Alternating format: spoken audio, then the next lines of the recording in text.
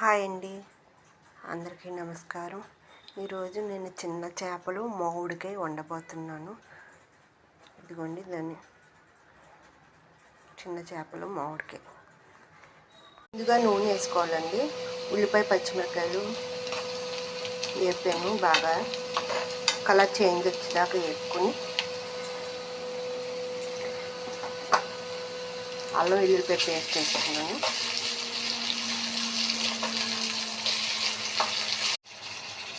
తగినంత ఉప్పు వేసానండి, వేసాను.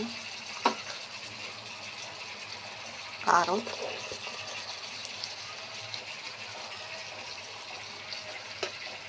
ఉప్పు కారాలు కొంచెం ఎక్కువే పడతాయండి, మామిడికాయ వేస్తున్నాను కాబట్టి.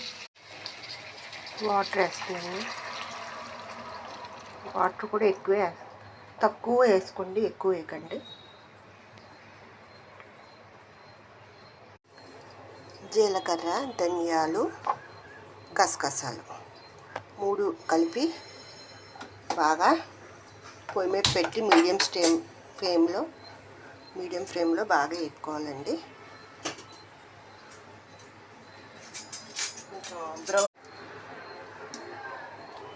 3 యాలక్కాయలు వేసుకుంటున్నానండి.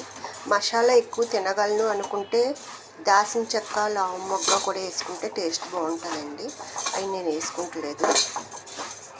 వేసుకున్న వాళ్ళు ఘాటు ఎక్కువ తినగలనంటే అది వేసుకుంటే టేస్ట్ బాగుంటుంది.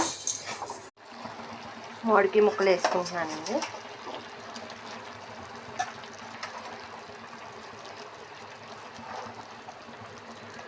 ముందే వేస్తే మామిడికాయ ముక్కలన్నీ నజ్జి కింద అయిపోతున్నాయండి, పీసుల కింద ఉండట్లేదు. అందుకని హాఫ్ ఉడికిన తర్వాత వేస్తాను. చూడండి, కొత్తిమీర వేసేసాను. ఉల్లిపాయ పచ్చిమిరకాయ వేపినప్పుడు కొంచెం వేసాను, మళ్ళీ ఇప్పుడు వేసాను. నాకు కొత్తిమీర కొంచెం ఉడకాలి, అందరూ లాస్ట్లో వేస్తారు. నేను ఇప్పుడు కొంచెం ఉడకాలని చెప్పి ఇంకా వాటర్ ఉండగా వేసాను. లైట్గా మసాలా జల్లుకుంటున్నానండి. కర్రీ అయితే అయిపోయిందండి.